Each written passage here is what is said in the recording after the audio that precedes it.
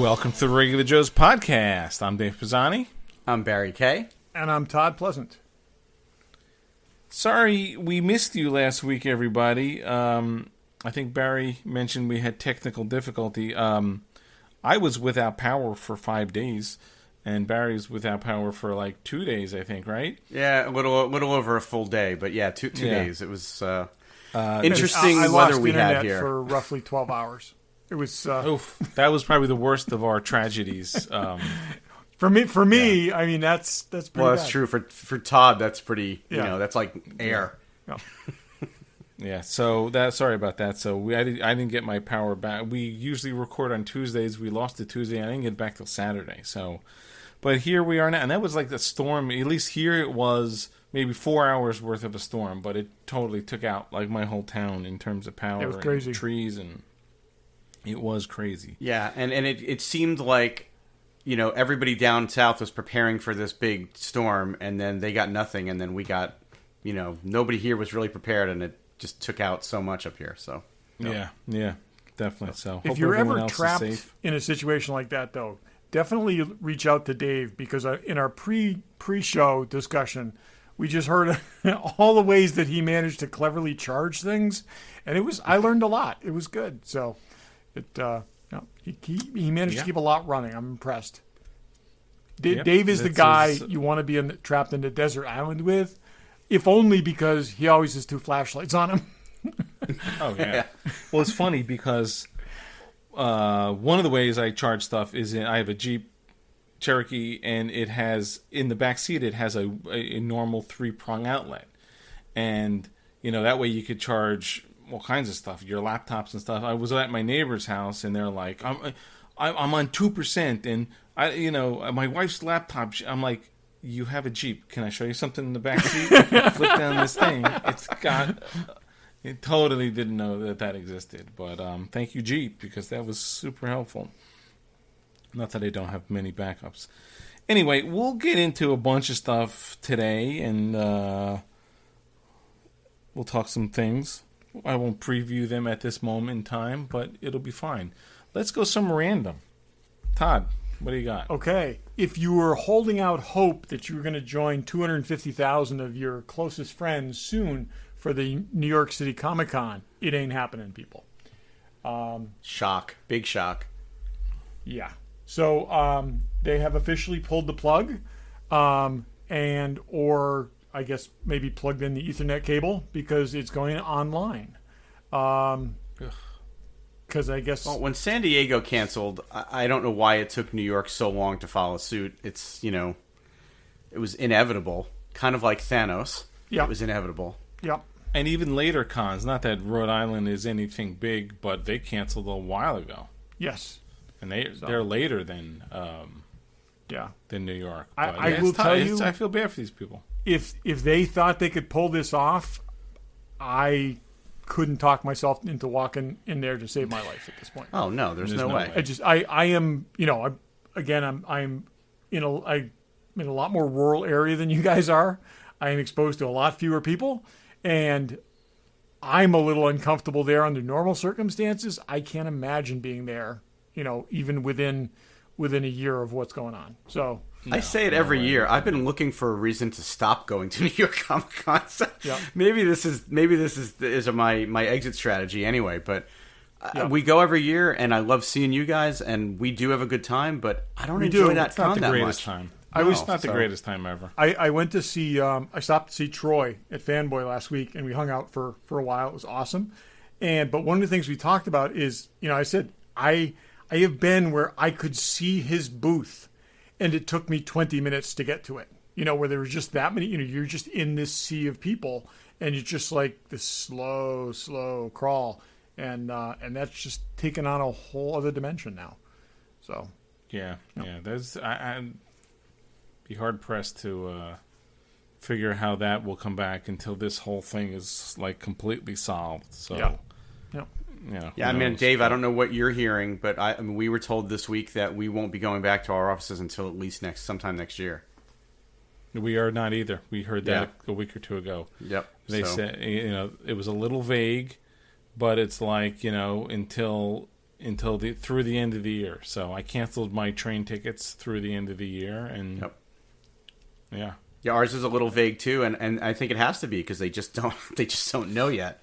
So. Yeah, but we were going month to month, and that's tough to do. I mean, people have to make not arrangements, but you got to be able to figure stuff out. I kept and with so many people having their kids going back to school, that's a big part of it too. If you're not, if your kids are home, then you can't. It's a lot harder to commute to a job if your kids are schooling from home. So yeah, there's so many different things. Especially you work in the tri-state area, between from our office, Westchester, Connecticut, Queens, Brooklyn, the Bronx, Staten Island, I guess, Long Island.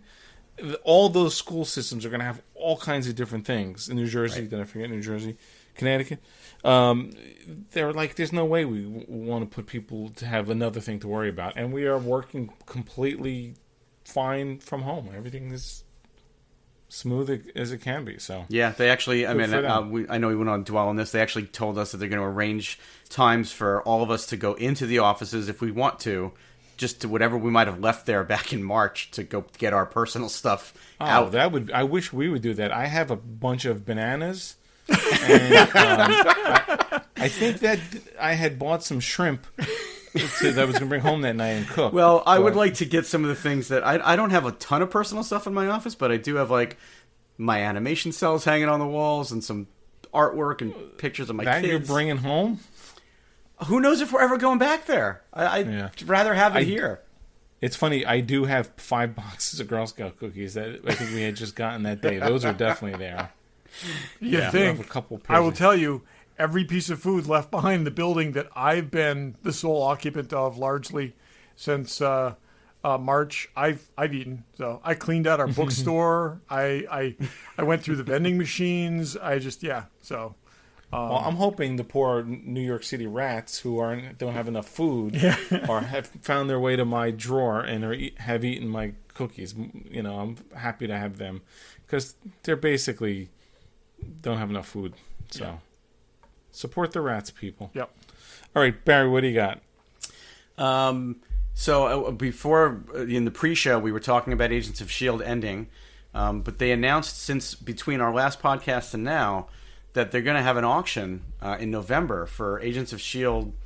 props and costumes and stuff from all 7 seasons. So I'm going to watch that one because I know we've gone into some of these saying, well, maybe there's like something small that might be affordable because it would be 7 cool. Seasons, you got to think even like a piece of stationery off the desk or something like that. If it's cheap, something. I'm not expecting to get Coulson's badge, but it might be cool to try to get something.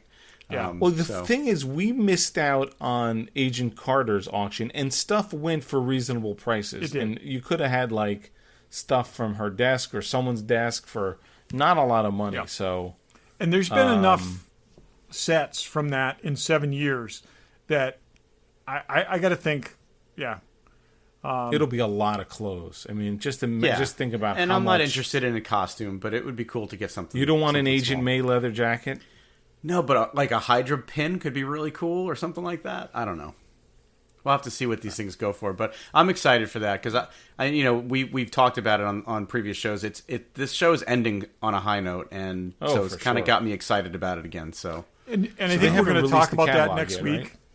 Right? I will say one of the more cool things that they worked in was the late Bill Paxton's character, reintroducing him. And having his son play him, I thought that was just great because there's enough. They don't physically look exactly alike, but there's enough similarities in their facial gestures and things like that it's kind of a cool tribute. Teeth, it's all in the teeth. It kind of is, but he's got that kind of like when he grins, it's kind of like it's like and it's funny. It's not necessarily it's like the Chet from Weird Science. I totally got out of that. Yeah. And he's... so Dave, they haven't released the catalog yet, but they do have a preview gallery up on the website, and it looks like they're setting up for galleries for each season. So there'll be a gallery for each season. Oh, boy, interesting. Before the catalog comes out. But there's about 20 items up there now, and one of them is Mac's shotgun axe That would be awesome. Yeah. It's going to go for a lot of money. Yeah, it is. I did get the catalog for the other one. We'll talk about this in another show, but this, not the catalog, the preview little. Yeah. This is what our $1,500 got us, a mailing of a 10-page little mini catalog. That catalog's up in PDF. I downloaded it. Yeah, no, I just looked at it. Yeah. I gotta say, I would totally buy like a file with a Shield logo on it. And totally. I'm sure there's like tons of those. I'd love to have that. Yeah. Lanyards? How about lanyard? lanyards? Just random guy Shield lanyard. Yeah. Oh yeah, that'd be great. Yep. All right, don't give everyone. That's the kind of thing I'm interested in, though. Something small like that would be cool. So yeah, that would be cool. And it's funny. I don't think I'd be as interested in it if it was another like freaking dragged out. Oh, I can't wait for this to be over season. Oh no, So. I got to say I have much fonder feelings about the show now than I've had in years. So Absolutely. if you're not watching Agents of S.H.I.E.L.D., if you're one of the gajillion people who are just like, oh God, go back and start this season and if you watch the recap at the beginning of the season, you know everything you need to know. You don't need to go just enjoy it for what it is, because it's been fun. It's been fun. They week before last they did the time loop episode, which has been done over and over and over again. They not only referenced the fact that it's been done over and over again, they came up with some really clever things within it. And they totally did. And it was directed by Simmons, which was awesome. Yeah. She did a great job at that. Anyway, moving along. All right, my random is, so Warner Media, who owns Disney's, had a ton of layoffs. And unfortunately, it's affected their whole comic book company. A third of the editorial staff's laid off. DC Direct, which made a lot of collectibles and stuff, is out of business. Yeah. And people are saying that DC Universe, which runs Titans and some other stuff, is probably in its last gasps of air, which hopefully some of that stuff moves over to HBO Max. It should. Which is, I hope Titans is Doom Patrol back. Doom Patrol is both. Yeah. Stargirl is there and on CW. It's Titans has got to pop up somewhere. I would think, since it's kind of the best received thing. Did they say there was going to be a third season or fourth, or is it third? Third, eventually. There'll be one eventually. Yeah. I mean, they spent a lot of time getting, Dick Grayson into the suit. We got to spend some time with him there. I hope so. They're definitely going through the streaming service went off yearly billing a while ago and went to monthly. So if you had a yearly rebill, it didn't happen. They went to monthly, and it wasn't expensive anyways. It was like $79 a year, but they didn't renew on your renew date. They started billing you monthly, which is the sign that they're on. Never a good sign. Yeah. Interesting. So we'll see. But it's tough for the comic staff and for the DC Direct. All that stuff is tough. Yeah, but we will see. All right. Any other random? I got just one real quick. Well, I'll do mine real quick, and then. Yep.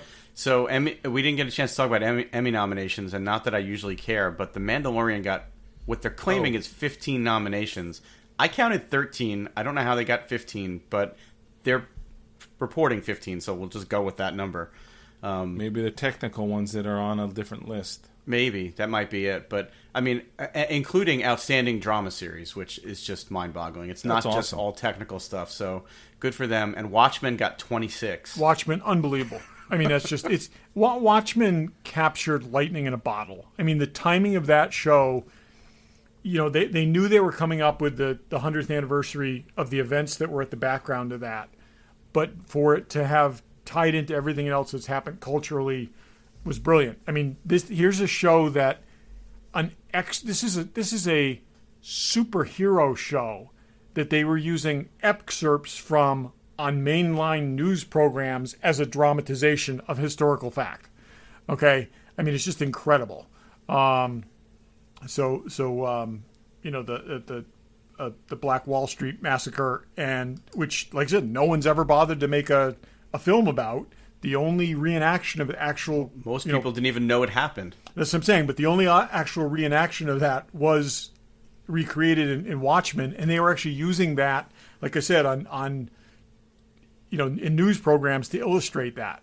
This is like credit HBO Watchmen, and just incredible. So, great. And it's an amazing. If you haven't, like I said, for whatever reason you have not watched it, and you have any affinity for Watchmen, and have not been happy with any of the follow-ups of Watchmen, either the comic sequels or even the Watchmen film, this is the best derivative of this is the best thing related to Watchmen since you turned the last page in the comic. It's just nice to see both of these shows get that kind of recognition. Yeah, I agree.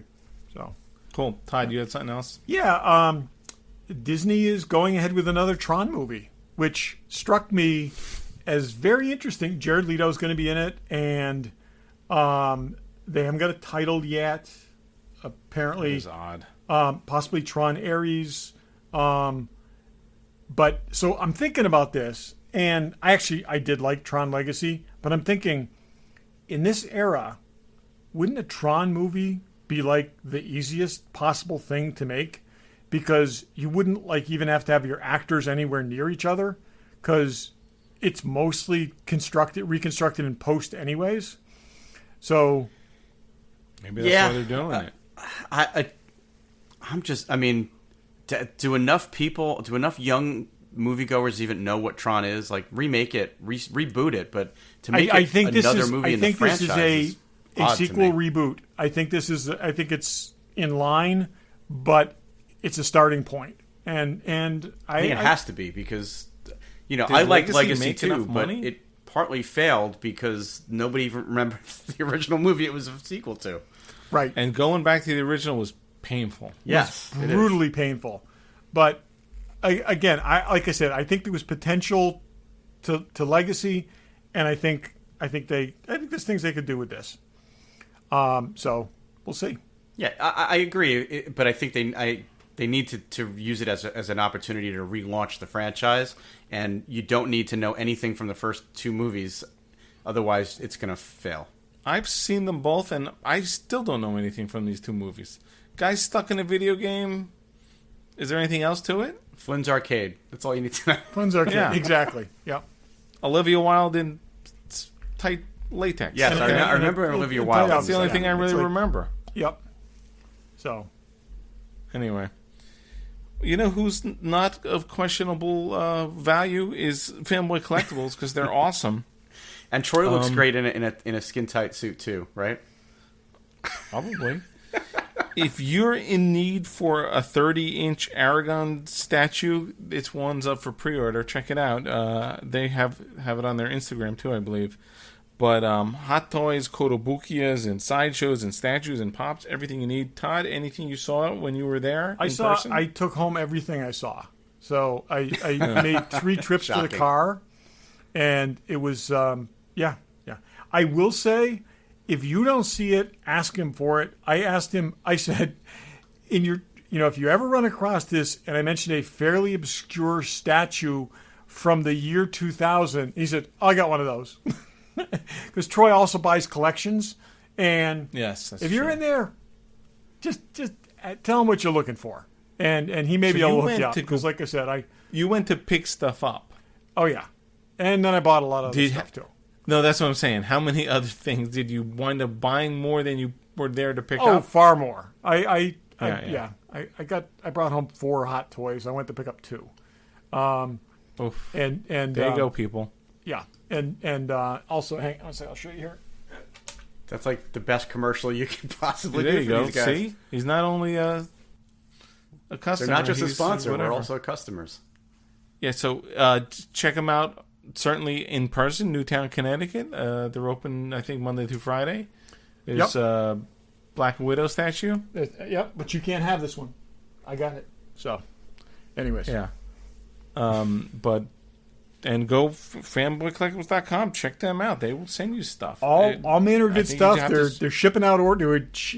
Troy, I hung out for most of the day, and Troy was packing orders while we talked, and as I was going through boxes and looking and finding new and interesting things that I didn't know existed. And yep, so I told him it was kind of like the vacation I didn't take this summer. So it was great.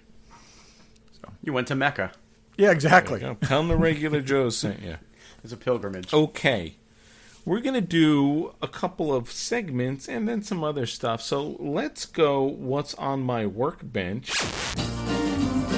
Well, if I had a hammer, I'd hammer in the morning. Regular Joe's What's on My Workbench. Barry, what is on your workbench, or what has been on your workbench? I've got a few things because it's been a little while since we did this, and with having an abundance of free time, I've been building stuff. So last time we did this segment, I talked about some droids that I was building, some 1/12 scale droids, and I showed you an R2 and a 3PO, and I think I showed you the R5D4, so I won't show you those again, but I did build another R2. This is the flying version of R2. He's got the rockets coming out of the sides of his legs. And I found that every time this is the third R2 I built, and every time I built one, I got a little bit better at either hiding the seams in the dome or doing the chrome on the dome. And so I've built a couple of them by this point, because I did 3 R2s and then an R5D4, and they're basically the same thing with a slightly different deco and a different top, different head. So that's one thing I built. I just finished this one literally today because I took the day off today. This is an obscure droid from the first Star Wars movie called R4M9, I think is his actual name, but he's basically a white or off-white and green droid.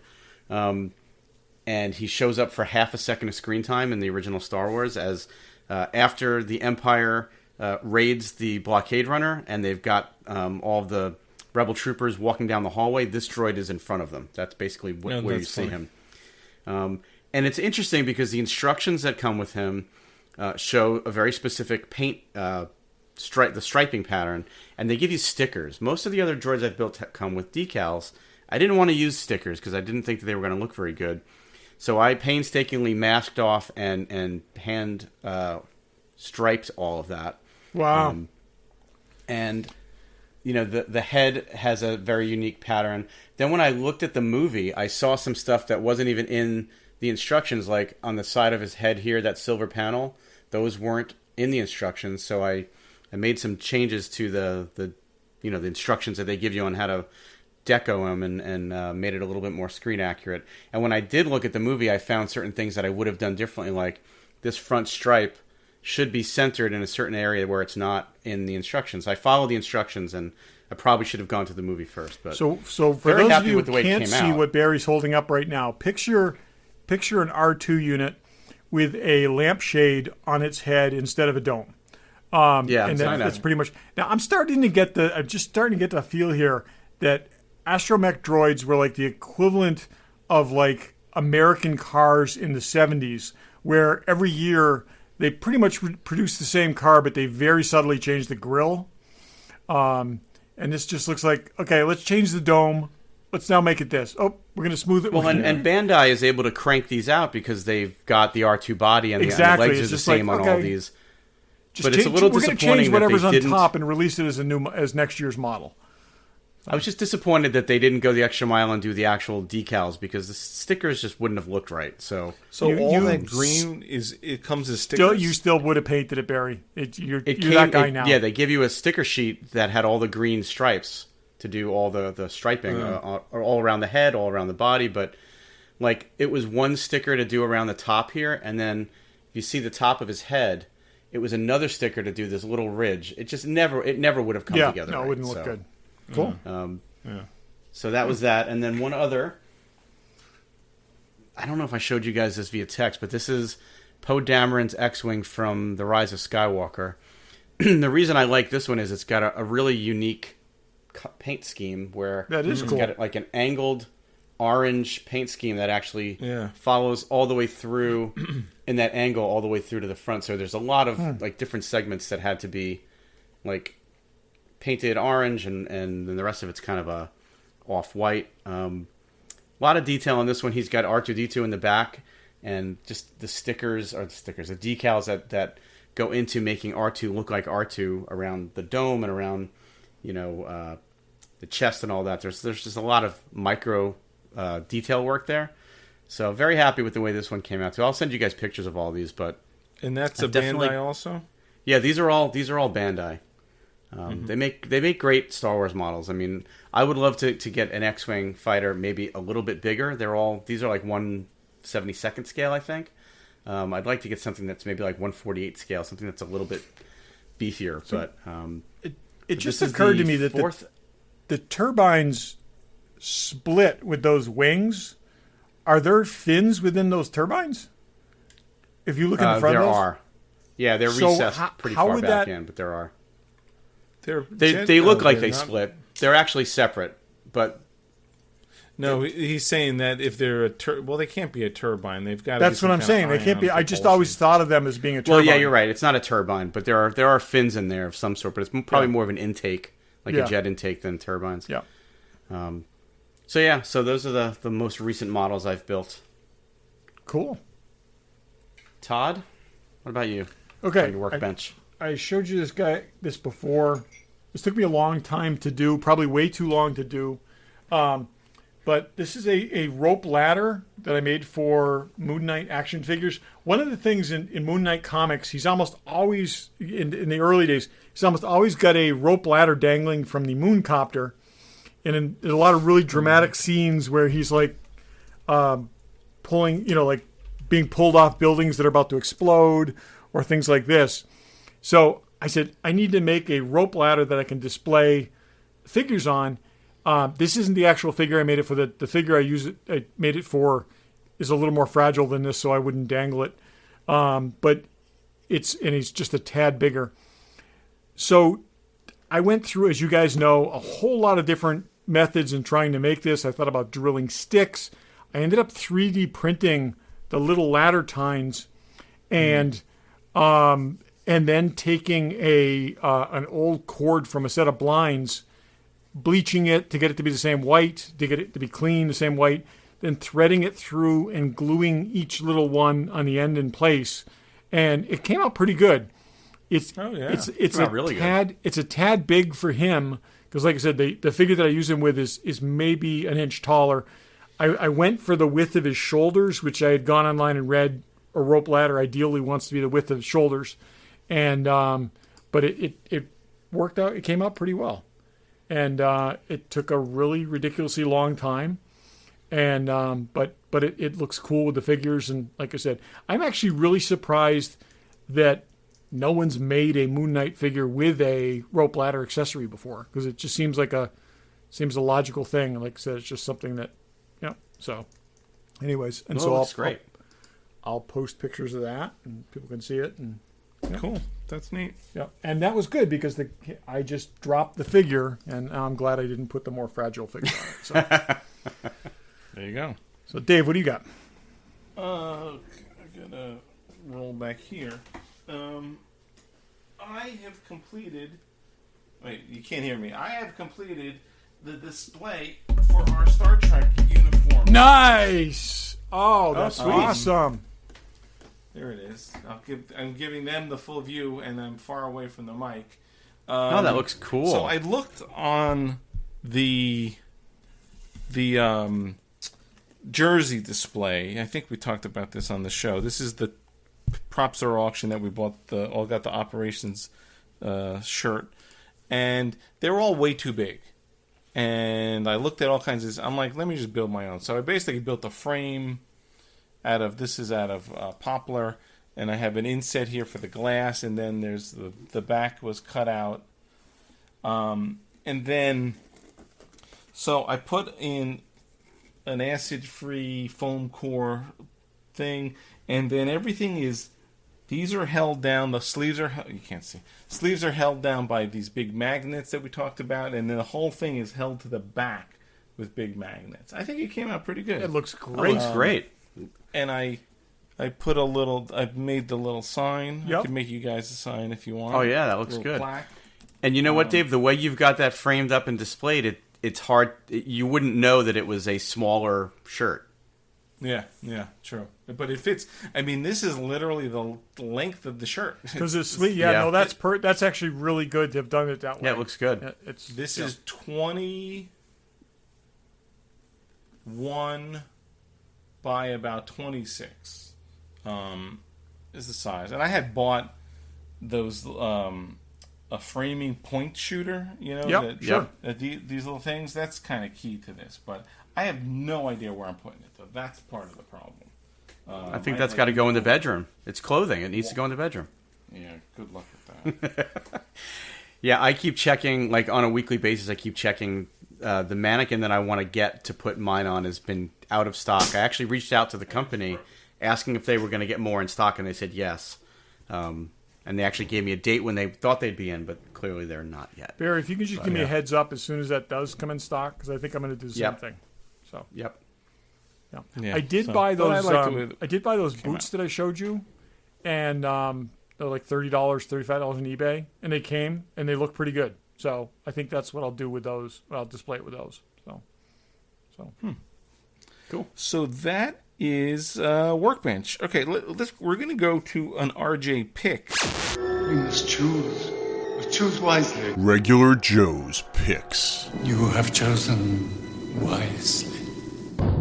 We're sort of doing a lot of segments here, but we're catching up. We missed a week, and we spent the week before talking other stuff. So we're getting all caught up. Who went first? Todd, why don't you go? What's your pick? So I love Amazon Basics stuff. I just do. It's like me too. You don't have to think about it. Okay, this is something I got for my birthday. This is a set of Allen keys. And there's a really great thing about this is that, they fold so that, you can fold them out and you can see everything. But the awesome thing about this is they are color coded. Okay? So when you're working on your bike and you need an Allen key, very likely you're holding two things together with one hand when you're trying to hold something in place with one hand when you're using the Allen key. And when you don't have to reach 4 times to get the right Allen key, when you know it's the blue one, that's a really awesome thing. And so, there's a few things that, and there's you need 4 keys to adjust things on your bikes. So I figured out what the colors are, and I keep the set right in the workbench downstairs in the garage. And it's great. So, and that's an Amazon Basics thing? Amazon Basics thing.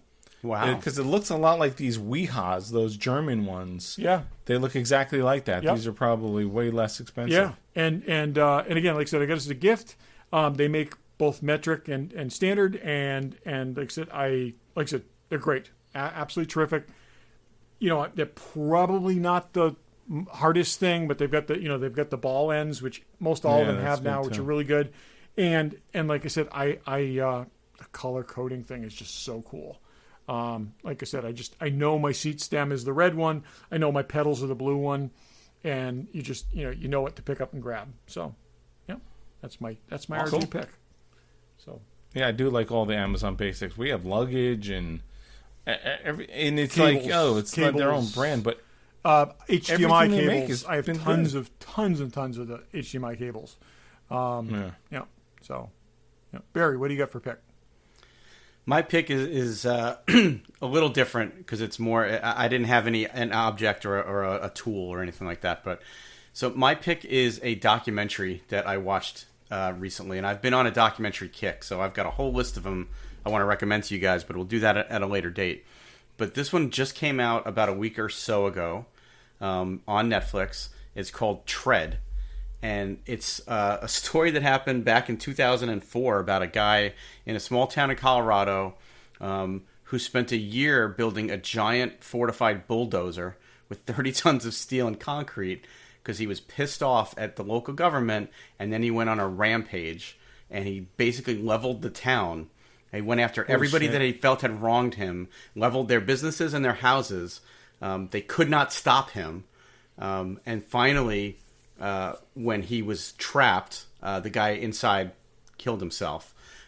This would have been a huge news story, except the next day Reagan died, and the news cycle went completely to that. So this was it happened, and it was like a news story for like a half a second, and then the news completely changed over to Reagan passing. But they had live footage of it, so like the whole lead up in the documentary is everybody in the town talking about this guy, and he also left an audio tape behind that explained why he was doing what he was doing. So they kept playing bits from the audio, and then they showed the footage of him leveling the town, and it's kind of crazy. So it's called Tread. But so I would definitely recommend that. But yeah, I've been watching a ton of documentaries on Amazon and Netflix, and I don't know, at some point, maybe next show, if we have time, I want to recommend a bunch of stuff to you guys because there was some really good stuff. We think that, these people kind of going wacko is like a new thing, and it's not, okay? It's just we didn't have a 24-hour news cycle like we did now. I mean, when I was a kid in the 70s, we had somebody very near us who was bothered by the sound of a local airport, okay, local small municipal airport, literally hot wire a disused snowplow and drive into 45 airplanes, 25 of which he completely destroyed. And this was in the middle of the night at a small municipal airport. And again, this was just a local news story, but some guy who just popped. And so this guy had bought this bulldozer, and then he put it into a shed, and behind the doors of this shed, he spent a year. He put automatic weapons on the inside of it. He put a camera system on the outside of it. That's just nuts. He put a camera system in to use to steer, and that's why he couldn't get it out of the shed. The way he got the thing out of the shed was just to go through the side of the shed. Yeah. And I don't think we have but they couldn't significantly stop him. More of these crazy people. I think they just hear about each other now, and they're inspired by each other. But some of these things, and again, these things go back a while. It's crazy. So it's an odd pick, but that's my pick this week. Tread. That's what picks are all about. It could be. It's anything. called Tread. Yeah. Yep. It's on Netflix. Dave, what's your pick? Okay, I mentioned this in the pre-show, and this is totally. I just sent you a picture, not that it's anything much to look at, but so we're without power, and you have all your little, Captain America and Star Wars mini chargers that last maybe one phone charge. So I was looking up I need something better on my phone because we still had cellular power. So I have a bunch of drill batteries. So what happens when you have three cord? I have more than three, but anyway, at least 3 cordless drills.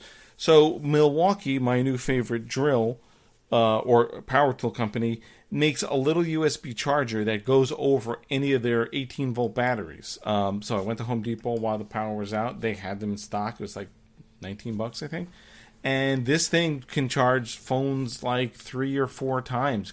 And I have the small batteries, too. I only have 2 amp batteries, and they go all the way up to 12. So that was a lifesaver. This fits over multiple type batteries. That's great.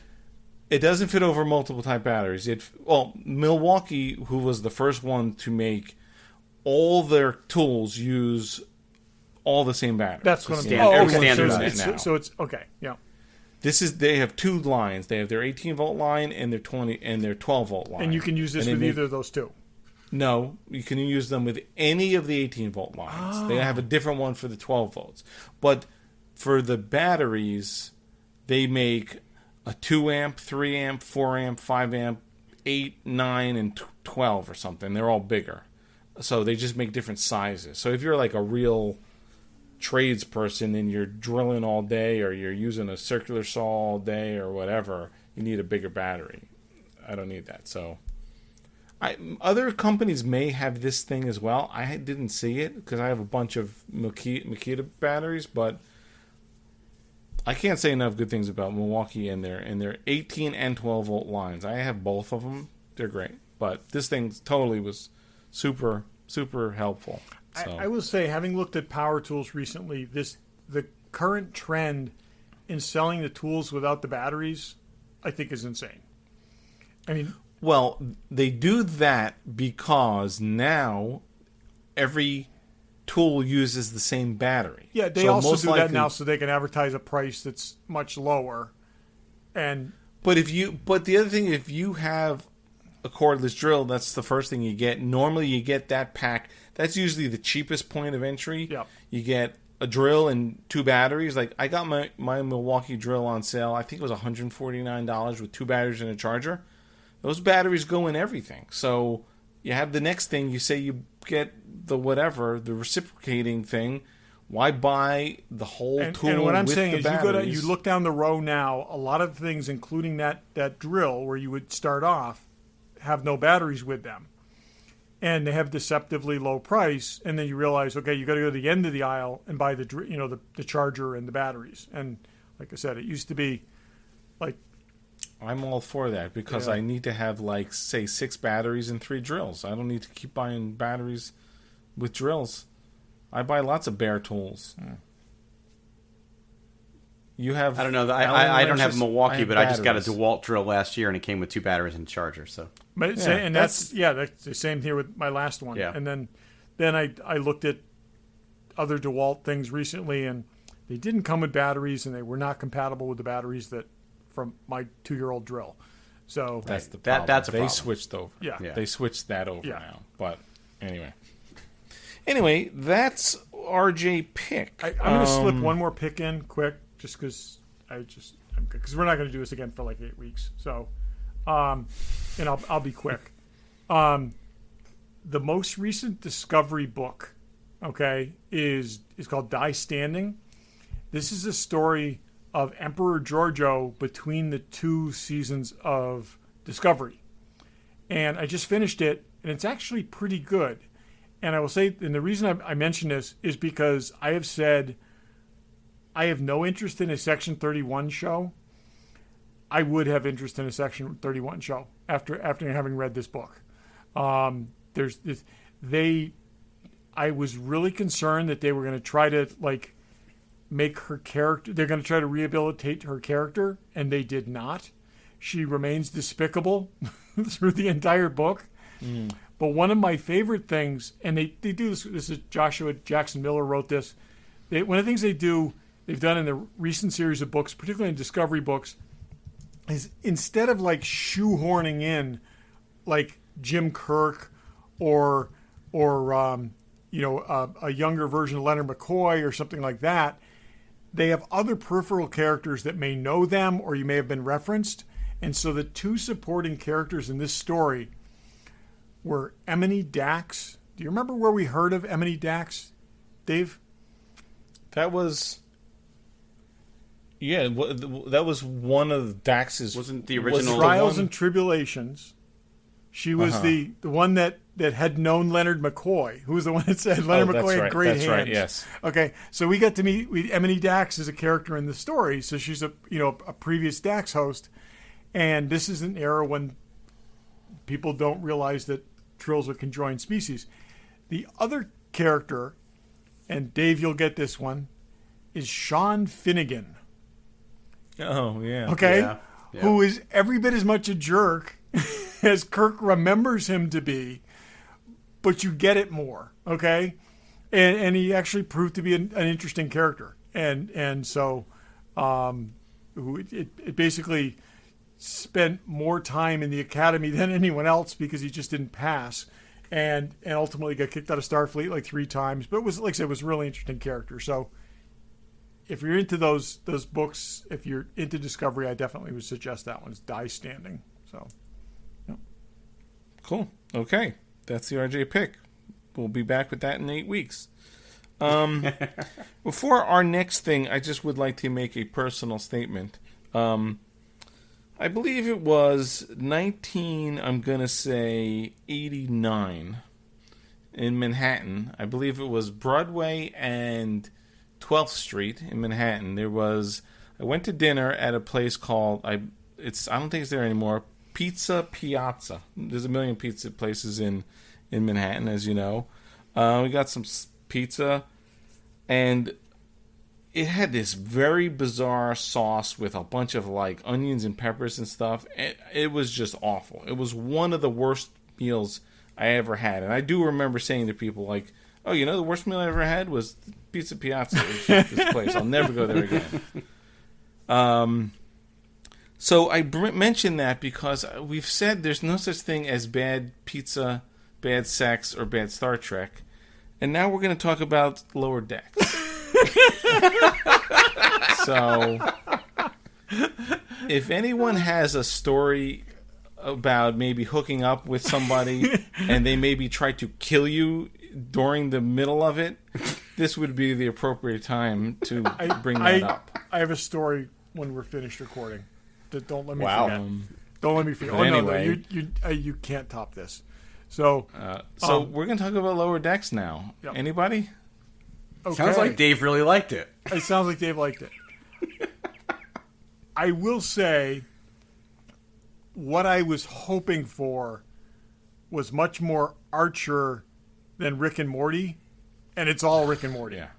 Okay. It's all Rick and Morty. And I don't even know Rick and Morty, but I'm imagining this is what it's like. But I've had enough exposure to it to animated know but that clever. it's this. I tell you, this could have been the Orville animated, and it could work. Okay. I said to you guys the other day, maybe they didn't want to waste all the good stuff in the first episode, but it was kind of painful. It was very painful. I feel like, and I'm sure I'm being the old Star Trek guy, but do they not know their audience? I mean, I felt like this was for Star Trek fans. I feel like we're all a little older, but are someone who enjoy? Maybe we're not. I don't know. But the Easter eggs, the audience, references though? were so deep that it's like. But they buried it in this stuff. A animated thing that wasn't serious like the animated series. Yep. But clever, funny. It would have been great. And they just went for like cheap, stupid laughs. I would argue that I think that the audience they're going for with this isn't the classic Trek audience. I think it's the younger crowd that got into Discovery and maybe got into Picard. They're trying to cultivate a younger audience, and I think that's what this was aimed at. Not aimed at the 50, 60, and 70-year-old people that are around from the original series. But do you So think you embed Gary Mitchell references? I mean, what is it? I understand that, and that's why I'm not. I get that what I'm saying maybe doesn't hold because of some of these references that were so deep. But I think the style and the pacing of it was meant for a much younger audience. But is there a much younger audience watching Picard and Discovery? I think there is, based on what I've seen, and I won't say where because Todd gets mad at me every time I bring it up. But when I was at the season 2 premiere of Discovery, it was predominantly younger people talking about how much they loved it. They just got invited. But I also think there is, let's say you're going for that crowd. I think if you really put a lot of work into it, there is a way to get that crowd and the normal Star Trek crowd. They just went for the lowest common denominator of like stupid jokes. Here's what I'll say. I thought it was a long shot at best that you would like it anyway, Dave, because you're not an animation guy.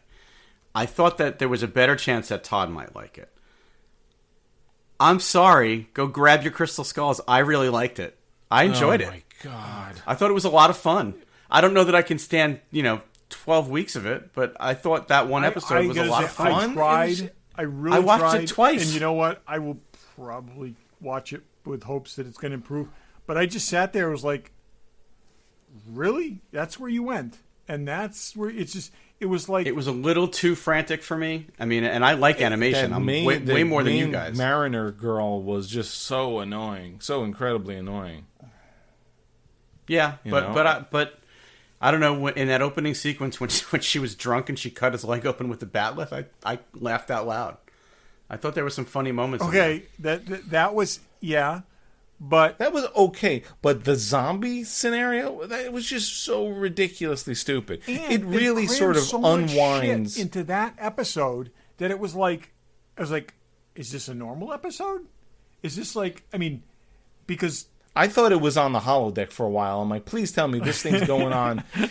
The cyborg dude took his girlfriend to the holodeck, and they're doing that. That's really what I was thinking this was.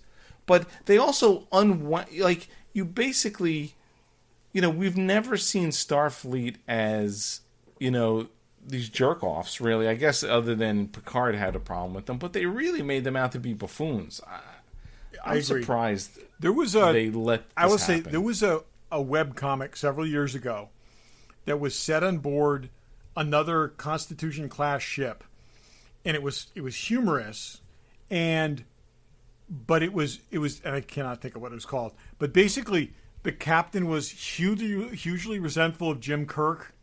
Okay, and they were every single mission they had was cleaning up the mess that Kirk left behind on his previous mission. They would have to show up to fix all the shit that they. Funny. And it was really funny, and it was like, and nobody got along in the ship, and it was like the antithesis of what the original series was, but done really clever and really funny. And I kind of hope that this was something like that. And it could have been clever, and it could have been. I mean, it would really have been interesting to really see these people on the lower decks and all their nonsense they got to deal with. But it's not. Meanwhile, the main dude character meets with the captain, and the main girl character is the captain's daughter. So it's not about the lower decks. Yeah, you should never see the captain. Yeah, it should be like, I saw the captain once 6 months ago, and blah, blah, It's just they really. I came at it from the perspective that they're trying to get a different audience interested in Star Trek, and if it can achieve that, because look, none of us are young. They can't the franchise can't survive off. I'm not even looking for this, but you can get young people intelligently, or you can get young people with bullshit humor, and they went for the bullshit humor. There were 2 animated short treks which were both worlds better than this. So. I mean, it's. Yeah, and I didn't really like either of those, but I'm in terms of animation style, in terms of this was just gratuitous. The humor was gratuitous. It was all over the place. I don't know where they go from here. I don't know how you sustain this. Well, I'm hoping that it settles into something, and that this was just introducing the concept and the characters. But if this were 15 minutes long, I watched all that crappy Star Trek Resistance show, so I'll watch animated stuff most people. Star Wars Resistance. What did I call it? Star Trek. Star Trek Resistance. Yeah, I'm gonna, like I said, I'll probably give this 3 episodes. I'll give it a chance. It's short enough. But honestly, if this had been 15 minutes, I think it would have been tolerable. It was just like, it just went on, and it was just incredibly predictable. There wasn't a thing in there. Okay, the Batleth thing, okay. You don't see a lot of cartoon wounds like that. So that, I guess, was good. But yeah, I don't know. I don't think there's anything really surprising. It's just dumb. Yeah. And there is potential. I didn't even mind some of the characters. The cat doctor was funny. Even the main kid, he's totally really, wants to be all these things, and he's not. And yeah. And the cyborg character could be interesting. Yeah. There's a Dax girl in there. Whatever. Trill. It's just the zombie stuff was just.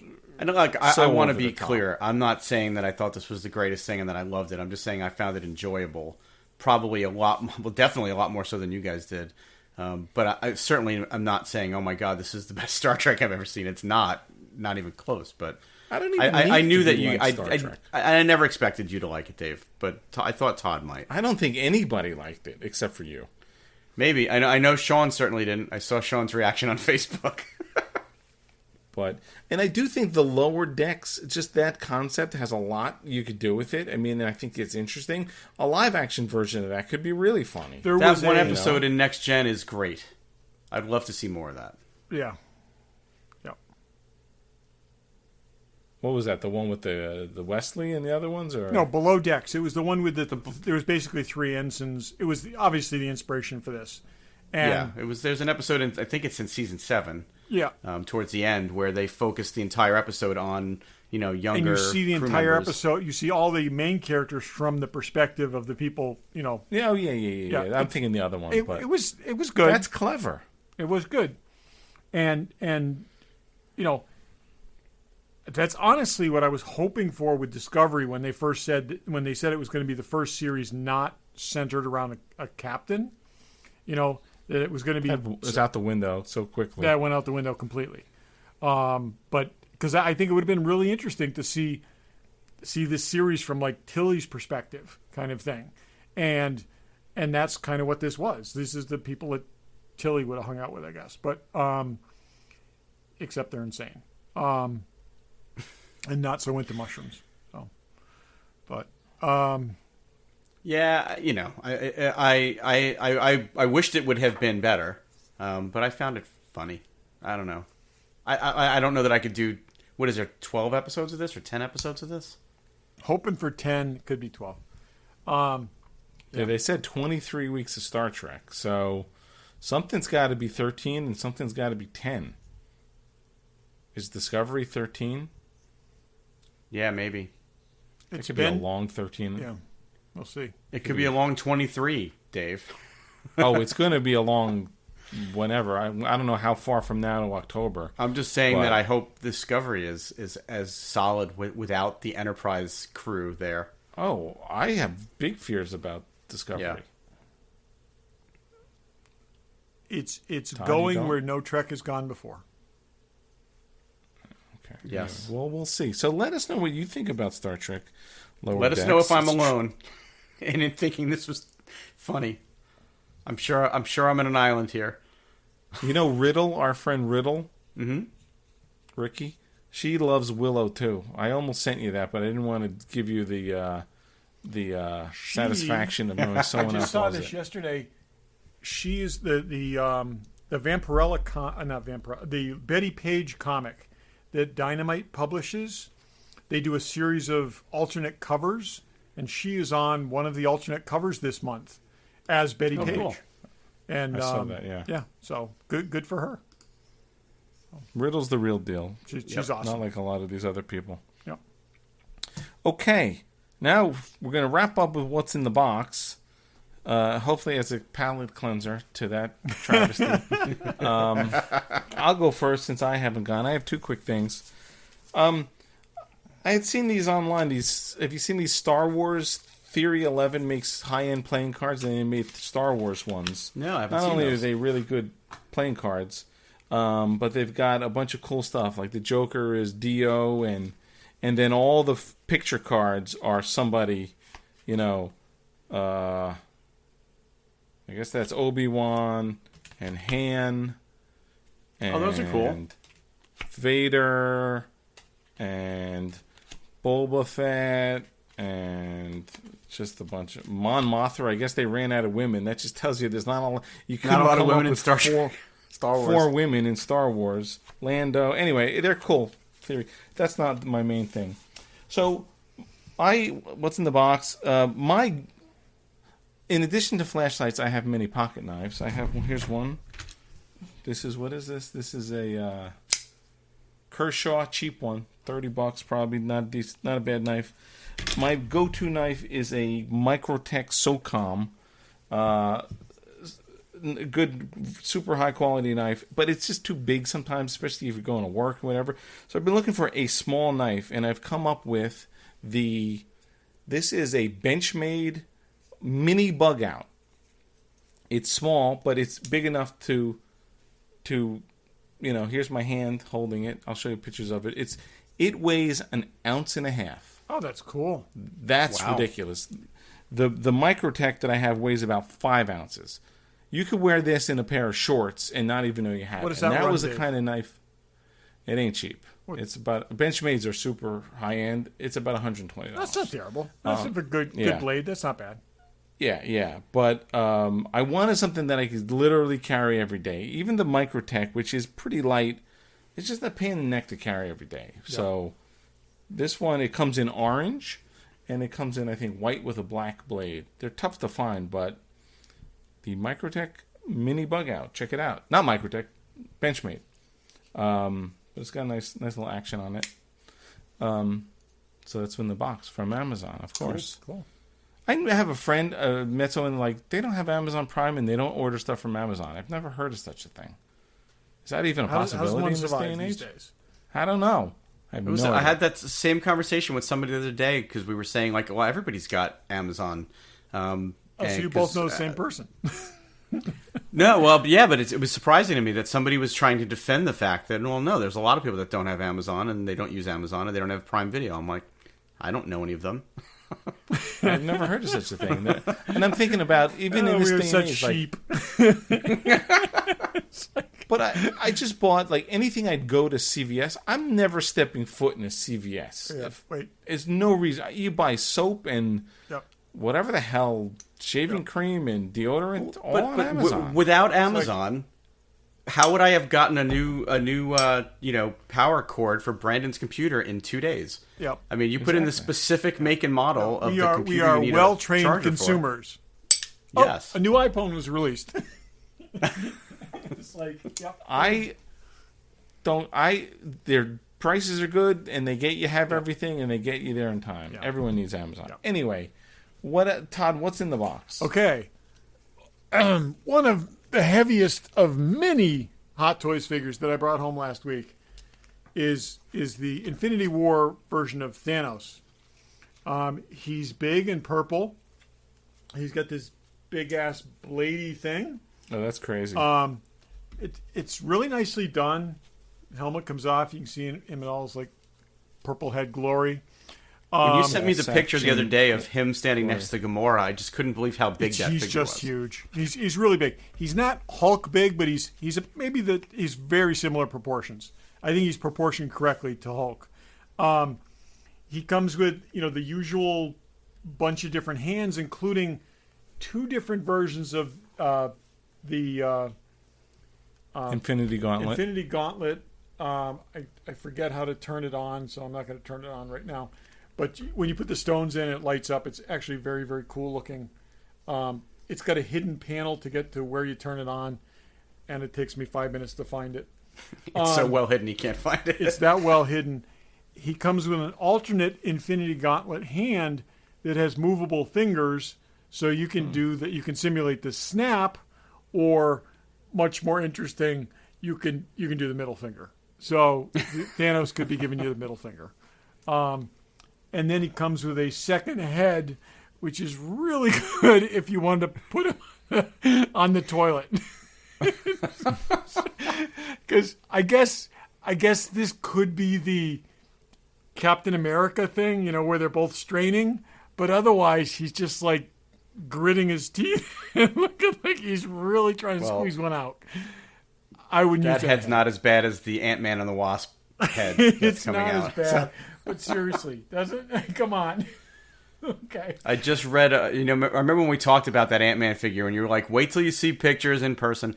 There's a review of it up on Michael Crawford's website, and he saas that head sculpt is as bad as it looked in the pictures. I have it pre-ordered. He's going to stay with the. He's going to keep. I have it pre-ordered too, and he's going to have the helmet on. Going to have the helmet on. So, anyways, that Thanos cool looks figure. awesome, though. This is in stock at Fanboy Collectibles.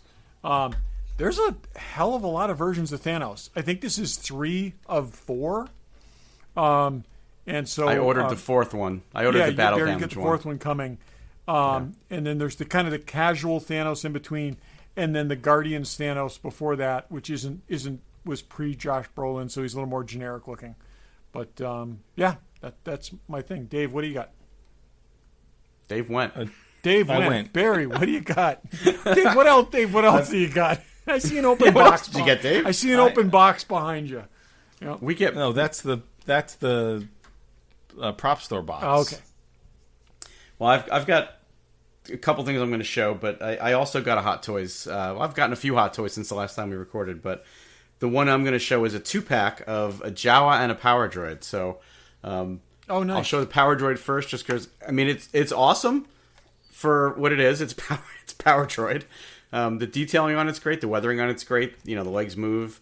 He looks fine in the cabinet, sort of off to the side. It's not an exciting figure by any stretch, but it's cool. But I really wanted the Jawa, who is awesome.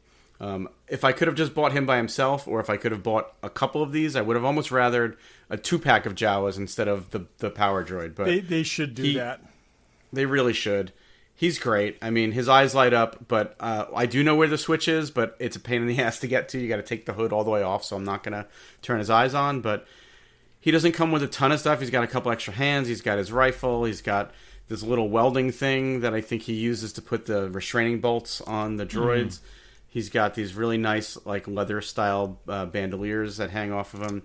He's got a little holster with a droid collar in it. I mean, it's just really, really well detailed, and you know, it's nice to have some smaller figures in the display case to offset some of the taller figures, especially the way I've got them displayed, all kind of crammed in together. So it's nice. It's a good counterbalance to that, and it's a great set. I also got these from Fanboy, and I don't know if he still has them in stock or if he's sold out, but great figures. And I would actually love another Jawa if they ever sell them on their own, but I'm not buying another Power Droid.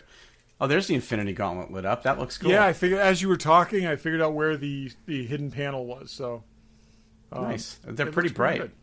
Yeah. So then the other thing that I will show, I did get off Amazon. Speaking of Amazon, and this is just reinforcing the disease that we have. And I don't get to go out to stores much anymore, so I never see anything in stock.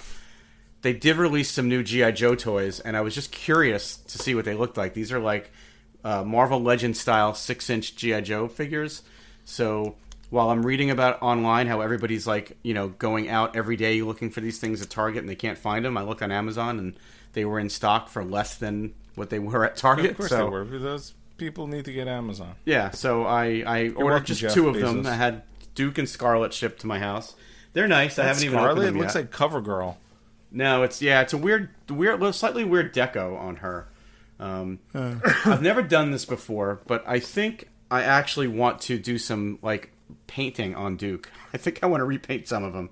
I think that it's a good sculpt and it's pretty well detailed, but like the pouches on his chest and the pouches on his belt and the backpack are just like solid green, and they kind of they are washes or weathering, and it's kind of not good looking green. No, but I think with a little bit of a paint wash, it would bring out all the detail on them and probably make them look a lot better. So, I mean, I don't collect these. I'm not going to collect these. I was just more curious than anything. But I do think that I could probably, with minimal effort, make it look a heck of a lot better.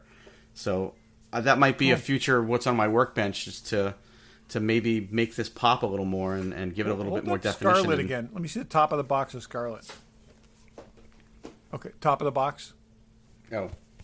She's 5. So what figure? If Duke is 4, she's number she's 5. What are the lower numbers? I think it's Snake Eyes, Destro are 1 and 2. I think. That's interesting.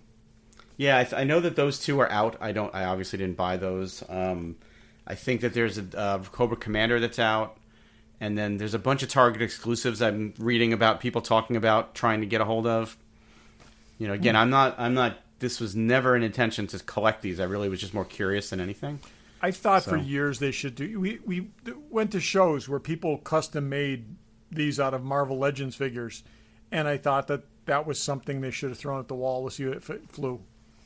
Because, there's a weird joint in the middle of Duke's chest too. I don't know if you can see that. Right above the that's abdomen. A Marvel Legends thing. That's really common. Yeah, I mean it's great if you're trying to pose it in a great dynamic pose, but to just have it in the box like that, it kind of looks that's the mid chest joint. Pretty horrible. It's very common.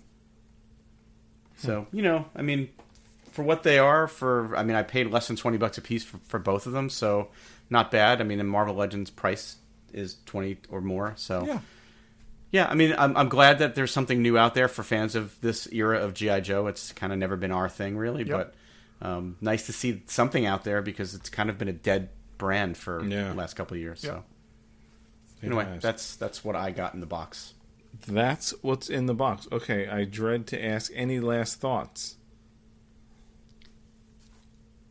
You know what? Todd's smirking. I will say this, just because it's been a little while since we did a show, but I thoroughly enjoyed the show we did with the Trimbles. So I just want to thank them again. And I before Dave, was Dave about last thoughts. I will say, if you know someone who's a Star Trek fan, we've gotten a lot of really good feedback about that show. If you know someone who's an old school Star Trek fan, just recommend that they listen to that episode, because the Trimbles were wonderful people. It was just a great night, and we had a really good time with them.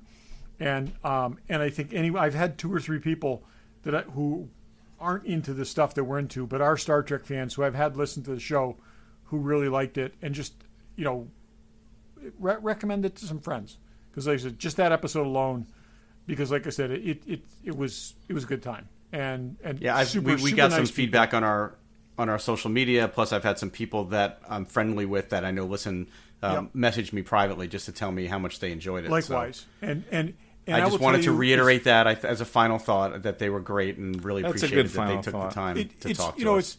It's very rare that you hear about somebody for as long as we heard about these people, and then you discover that they're as real, as genuine, and as humble as these people were. And I was actually, I would say, a little afraid to meet them. So, and just because, like I said, you didn't want the illusion and the picture in your head, and they are exactly the way people present them, and they're awesome. You think about it. We've been doing this for over 7 years now. We've had a lot of guests on the show, but 99% of them have been when we're at conventions and we run into them, or they see us in the lobby, or we ask them if they'll talk to us. I think this was the first time we ever had somebody on because somebody knew somebody. These people, through a very good mutual friend, invited us into their home, and it was great. So, like I said, again, they weren't pitching anything. They weren't in convention mode. They were just in their house, and it was awesome. So, and at some point, you, Brian Mitz, for hooking us up. I'd love to interview them again. So, yeah, I think that's definitely something we could do. We just scratched the surface of talking to them. So I definitely think, and I think they enjoyed themselves too from everything Brian told us. So check that out. That's episode 347. So if you haven't listened to it, listen to it. Tell a friend. And thanks for listening. Thanks for listening. Thanks for listening.